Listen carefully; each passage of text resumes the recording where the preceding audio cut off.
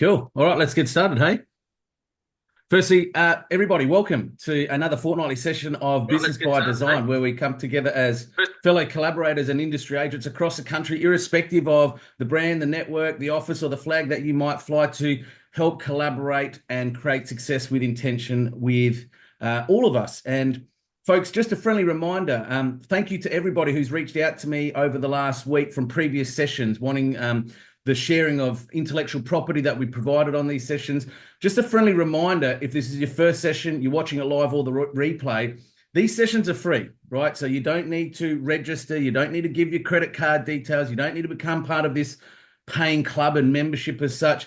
Tony and I and many of the special guests we're going to have on future sessions, we are transactional agents on the ground, right? Doing listings and sales, and we're sharing a lot of the intel of what we're doing within our transactional business to help you find your own individual success within your own real estate business. So, friendly reminder, it's free, it's fortnightly. Share this far and wide. If you know any fellow industry agents that could benefit from these sessions, please hit that share button now across all social media channels. We will, at the conclusion of every session, send everybody a replay of the session, plus any of the intellectual property that we're going to be sharing. So thanks to those that have been reaching out to me. Tony, we're very fortunate because the philosophy of this came about because we're in a community and in a model that we did all this on a weekly basis. We collaborated as industry agents. We shared a lot of what's working in our business, how we're creating win and success within our businesses. But not every agent, unfortunately, is in a similar community environmental model such as ours. So the intention of this, folks, was to open up to all industry agents for that reason. Now, Tony, today we're going to jump in, co-host with you, my fellow comrade and industry agent mate, and we're going to talk about a subject matter around building success with a contact matrix.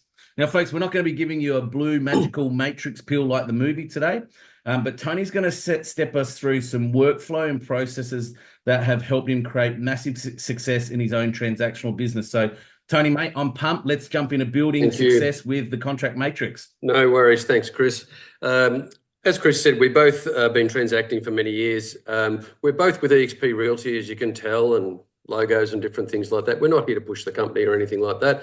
We are here just to collaborate. And I saw one of my first mentors, Rick Rushton, posted a video on LinkedIn this week, and the final frontier for real estate is collaboration, is what he said. He's not part of our company, and many of you have heard of Rick Rushton. He's been one of the well-known trainers in Australia for many years, but certainly this session is part of a larger planning session that we're going to do later in November. I apologise because the topic's a bit dry. So, I'm a systems and processes guy, and I implement, which is again something that is the hardest thing to do, the implementation of all the ideas we gather. So I'm an implementer, and I'm hopefully going to give you some tools today on how to implement this particular topic, and just what it's for. So. Contact with our clients. This is what we're talking about. And I'm going to bring up on the screen today. No need to take notes. No need to try and record or anything. No need to. I'm going to give you the Excel spreadsheet that I'm going to show on the screen today. If anyone doesn't get it, just contact me and I'll send it to you. But if you have a problem getting it, but it's an Excel spreadsheet that I've used in the past. I've tailored a bit for today. And it's about creating consistent contact with your clients. And that contact being strategic to help you build long-term relationships and just to stay top of mind with those clients because they're your future business. Also going to help you drive referrals through your client base, and that's the, I suppose, foundation of why we're talking about this today. And I'm going to show you now, if I can just share my screen. And you're going to see a spreadsheet. So this is the foundation of a contact matrix. So I'm going to go over just a little bit some of the information we're seeing in the middle of the screen here. So over my career, I've called them, I said, what are the food groups that we have, our client types? And you can see there in the middle of the screen here where it says client types. And it shows you the types of clients we deal with every day. but they're the same but different. They're all clients. They're past vendors. You can see there, these are people you've sold a property to, for. So you've transacted with them. They're a client that you've completed a transaction. They've settled and moved. And as I've said there, I think in my notes that a lot of these people, whilst they may leave our area, they leave behind friends, family, and contacts. You know, their kids have gone to local schools. They've got a big network of people that are in that area that you sold their property in. And even if they've left behind this network. The next, they're past purchases. So these are people, obviously, you've sold the properties to. These people are still in your area, in their homes, and are going to be your future business and your referral business. Then you've got the past appraisals. So these are people, obviously, that we've appraised their home. They haven't come to market yet. They're doing whatever they're doing, preparing their home for sale. And as we know, I've appraised people 10 and 15 years ago that still haven't sold their house.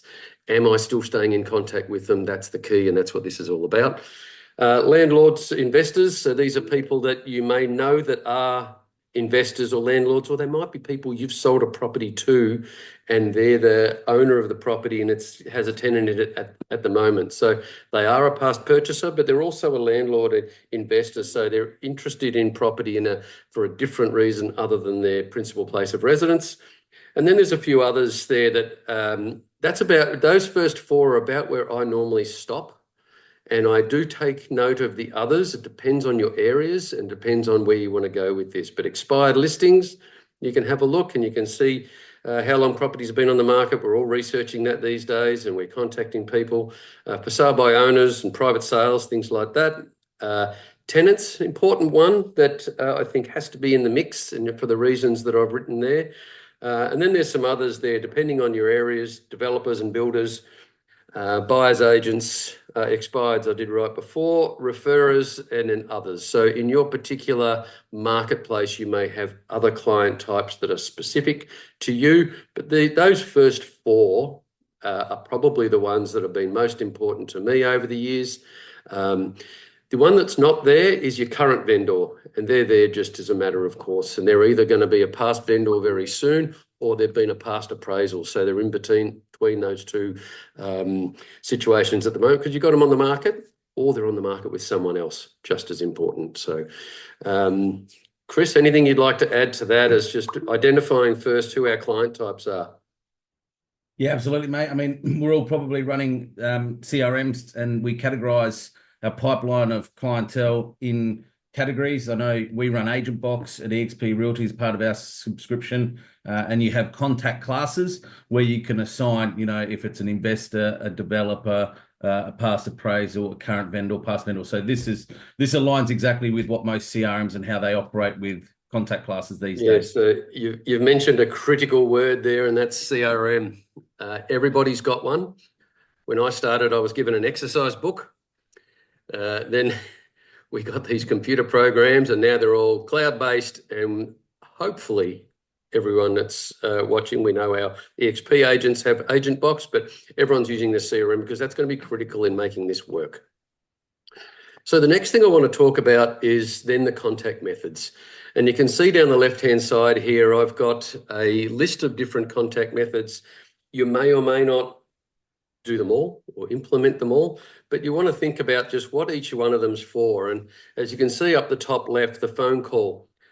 So direct personal touch that allows for real-time conversations. There's no surprise as to what the phone call's for. It's probably supersedes everything because it's that straightforward conversation that you're having with your potential clients, and it really is about building rapport and improving that relationship for the future. Next one, there's SMSs, and we all have different systems for SMSing at the moment. You will see that there's a hyperlink on that one. I'm just going to put my phone on mute because it keeps on binging. It's live. There's a hyperlink on the word SMS there. So that will link you to our training session we did a month ago on the Blink digital business card, which becomes something that I'd like you all to be putting in your SMS, a link to it, and on a lot of your other communications. But that's just a reminder that that's where that training session is. But the SMS is obviously, we think now that probably more SMS gets opened than posted mail and email. So it's Agreed, probably mate. more direct than both, an important factor.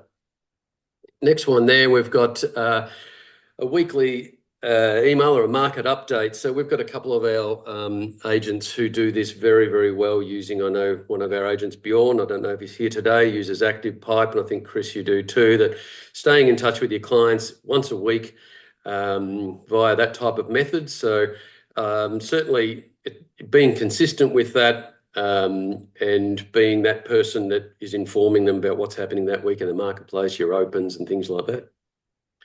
Next one down is our monthly agent magazine. Again, there's a hyperlink there because we did do a training session on that 2 weeks ago. And the monthly agent magazine in the mix now is a very, very important thing for agents to set themselves apart from their competitors in their suburb.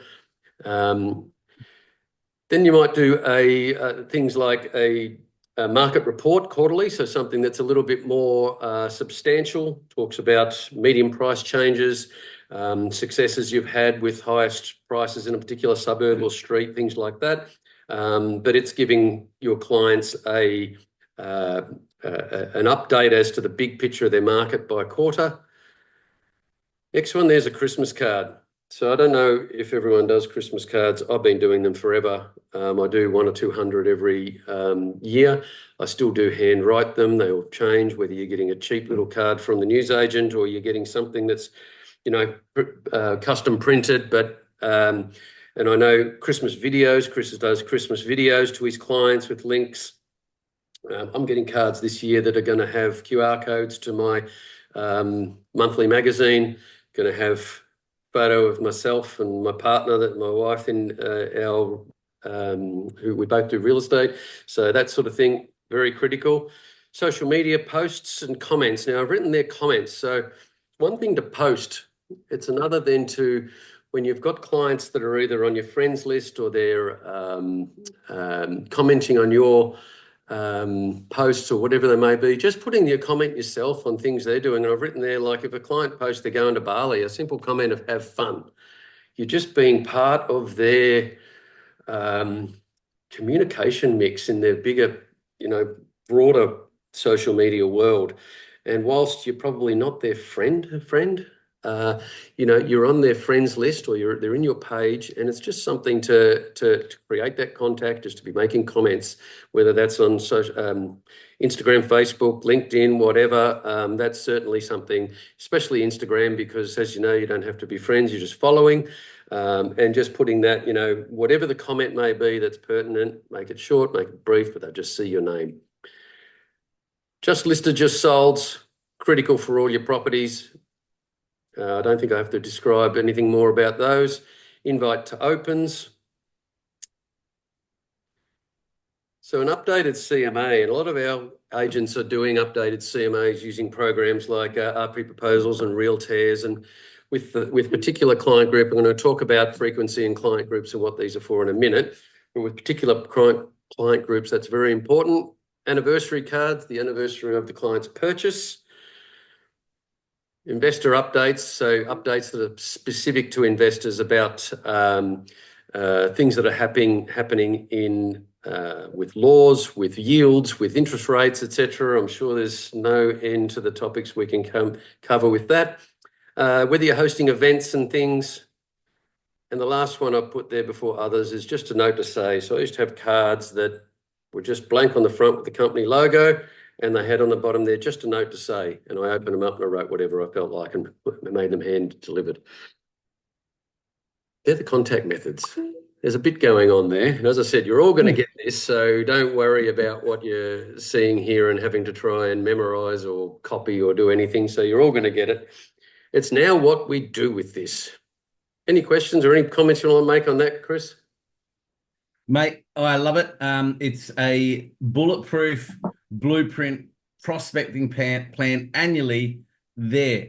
Now it reminds me too, mate. Like there's stuff on there that I used to do that I haven't done for quite some time, But when you keep consistent at this, if you're doing that at the height of your business, mate, if you followed this religiously, how many transactions would you be selling a year following this blueprint?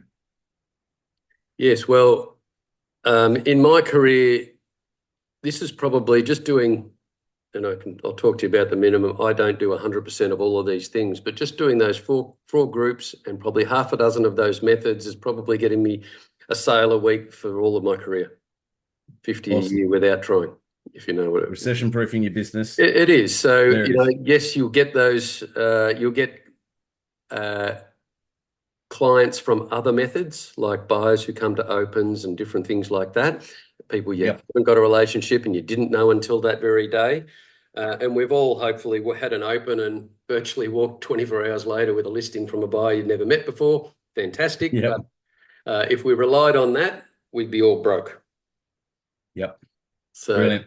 so the next thing I want to do, I want to talk about these, and I'm going to flip to a tab that has this complete. And now I'm going to talk about some of the recurrences and why. So, and where I've put different client types. So you can see the phone call at the top, the past vendor, I think I've got there as an example. You can see it there in January, May, September, 3 times a year.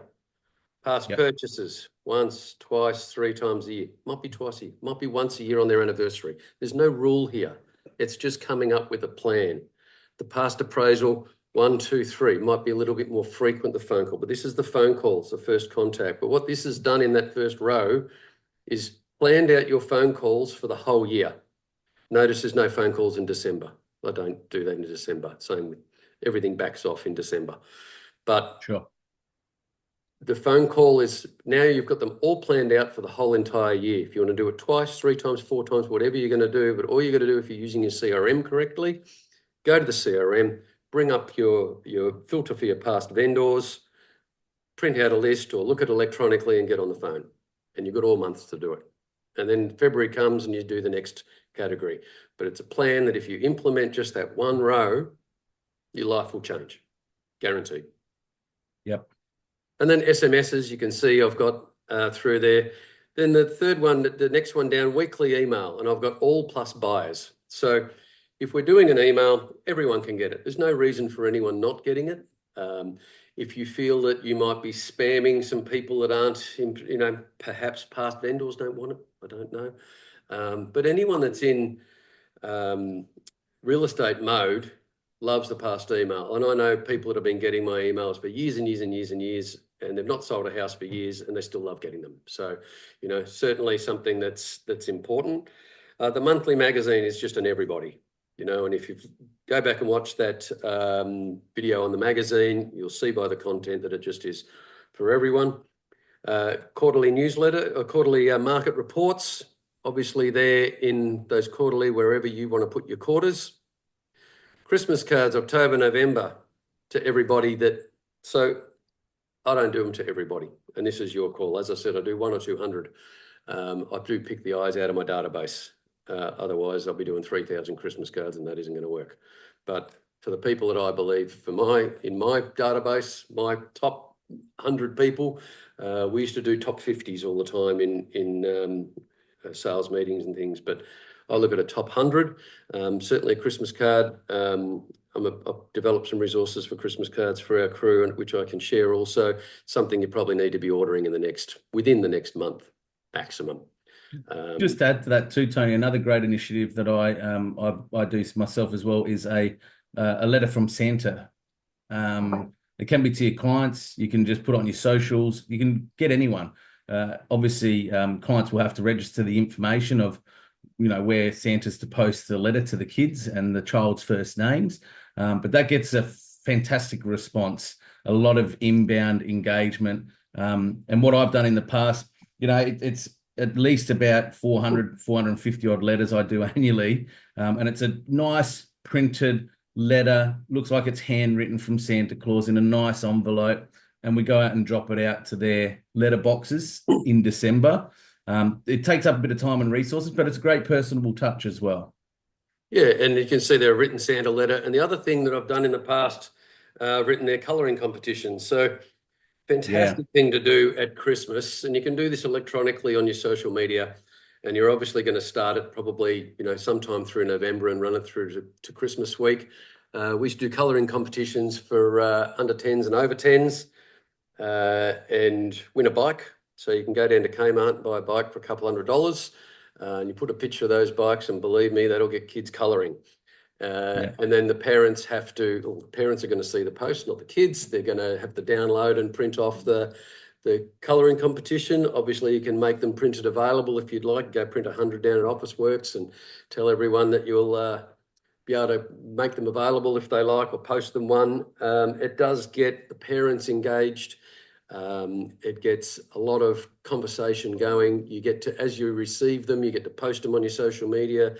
And we had pictures of a Christmas themed picture with the office in there with a logo type thing. So, it still had the branding of your company on it, but fantastic little competition. I know a lot of you are doing it with Easter eggs and all that sort of thing, but it just gets a bit of interaction rather than just guessing how many eggs are in the jar. It gets people have to physically do something. The parents have got to print it out, get the pencils, get it, submit it to you, all of those things. So it's getting a lot of activity in your marketplace. Social media posts I've talked about.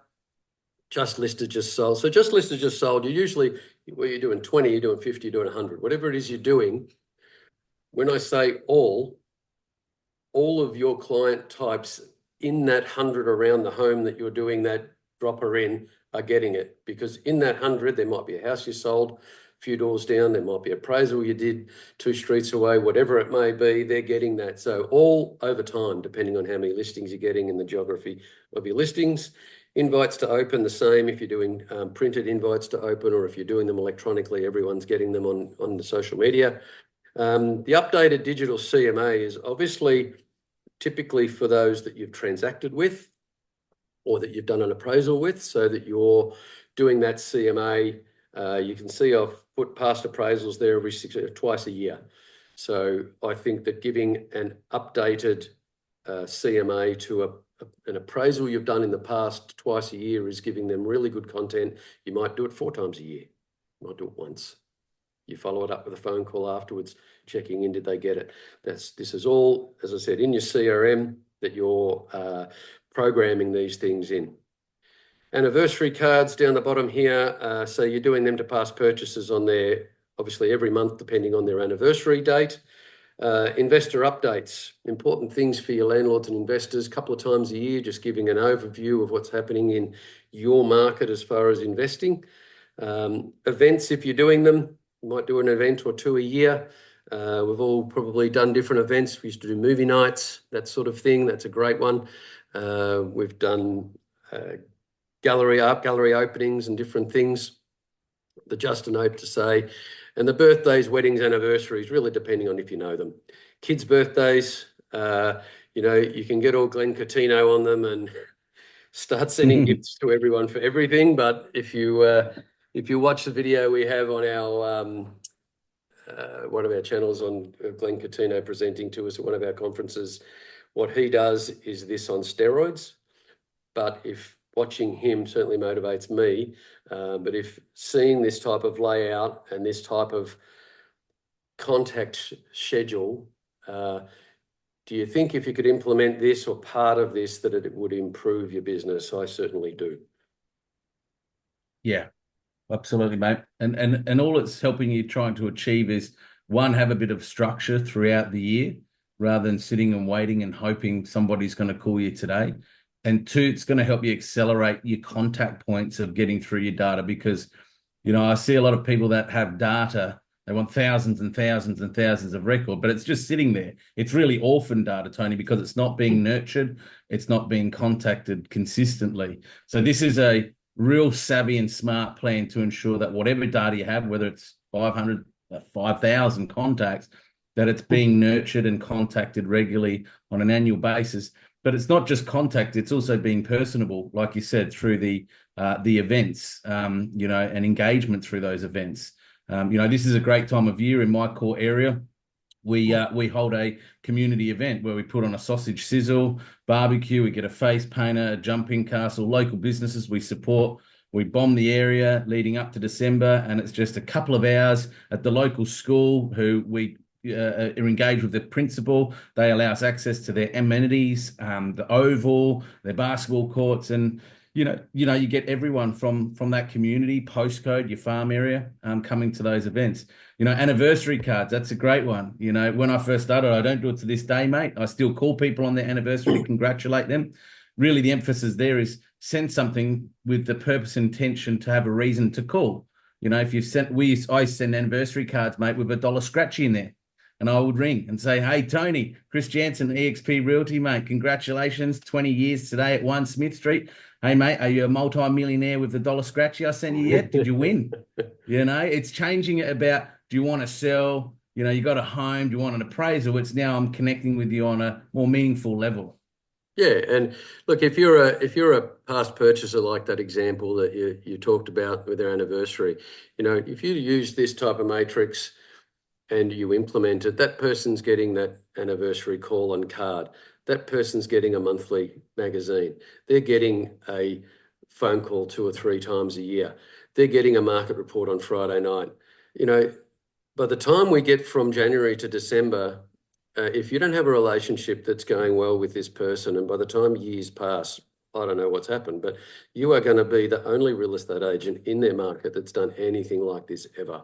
If you can implement this type of thing, now you get this, print it off on an A3, stick it on your wall, stick it on your shower, whatever it might be. Just make sure that you've got it somewhere to see. And then it's about in your CRM, implementing those recurring events, or in your calendar, putting the recurring events so that you can get to it and,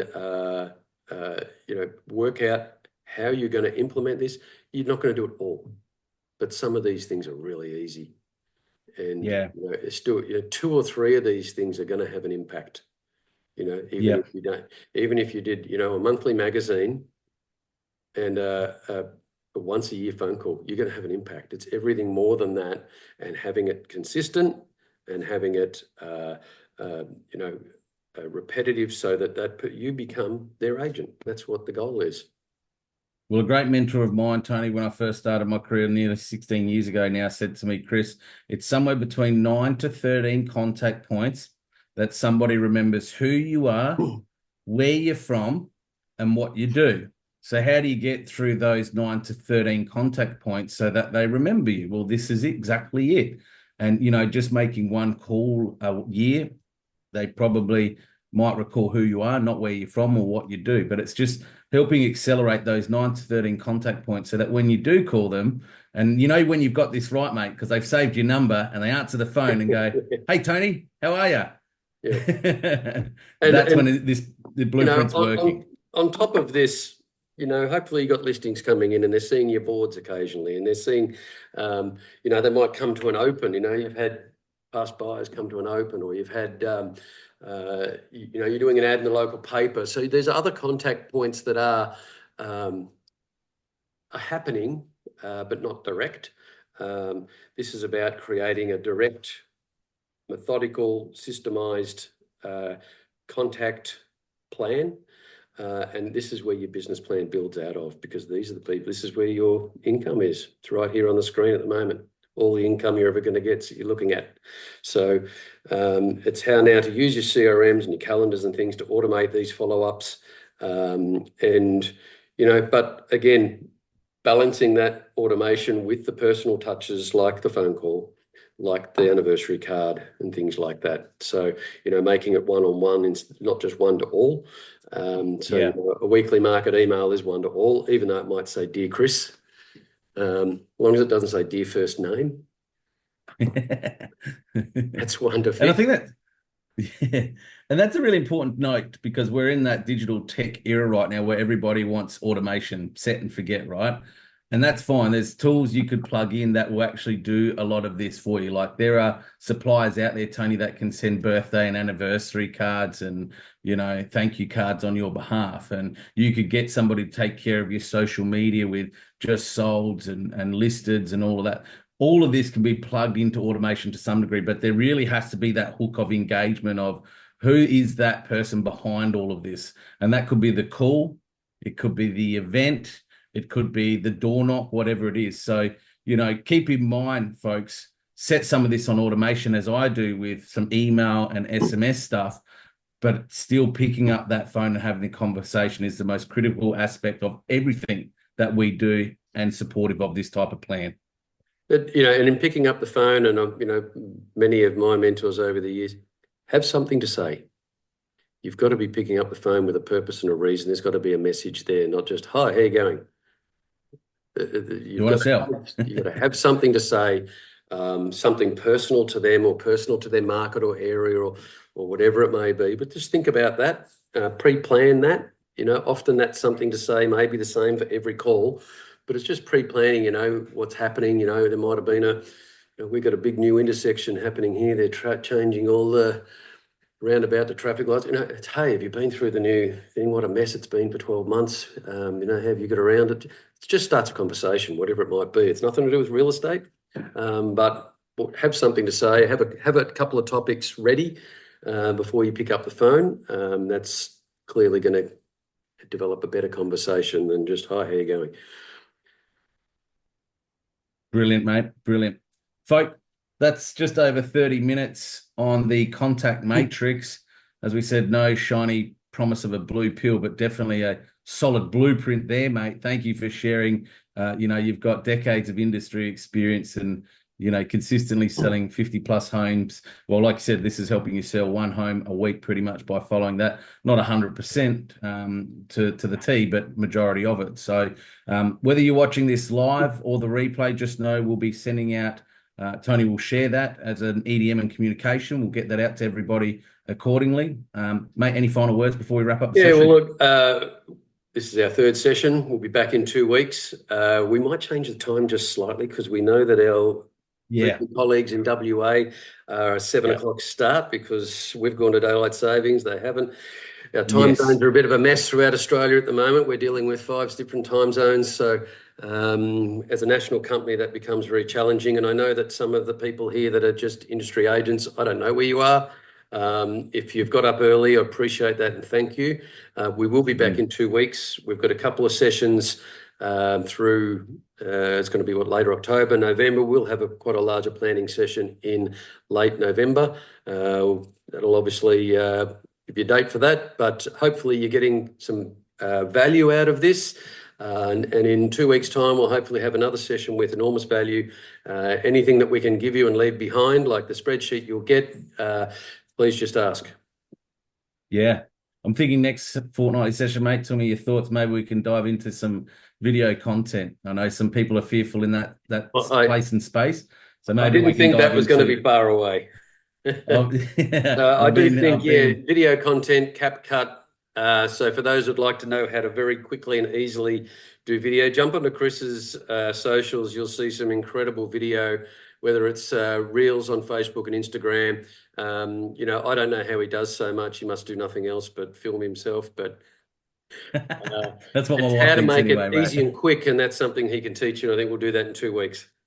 Yeah, I think that sounds good, guys. So if you need some support in video content with scripting, teleprompting, shooting some content, to then how to editing it, very affordable. You don't need a digital creative person to do all that work for you. And then I can show you how to just create a very simple geo-targeting ad through meta ads, how to target a certain area, whether it's a suburb, a postcode, a region, whatever it might be. I think we'll jump into that next session, and I can do a live demo on my phone via Zoom as well. So I'll show you folks real live and raw, not using any editing programs or software on my computer, how I can shoot a video, teleprompt it, edit it, and then geo-target as well certain areas. All in 30 minutes. So you have, when you rewatch that, you have to watch it on half speed. Well, you can do that in CapCut. You can rewind, slow down, or increase the speed. Awesome. All right, folks. Thanks for joining us on another session. Thanks, Tony, for hosting, mate. Awesome session. Just absolute gold. Thanks for joining us live. And if you're watching the replay and you require any of the information, just reach out. Tony and I are only too happy to share and provide and collaborate with you all. Have a successful week, everyone. See you on the next fortnightly session. Bye for now.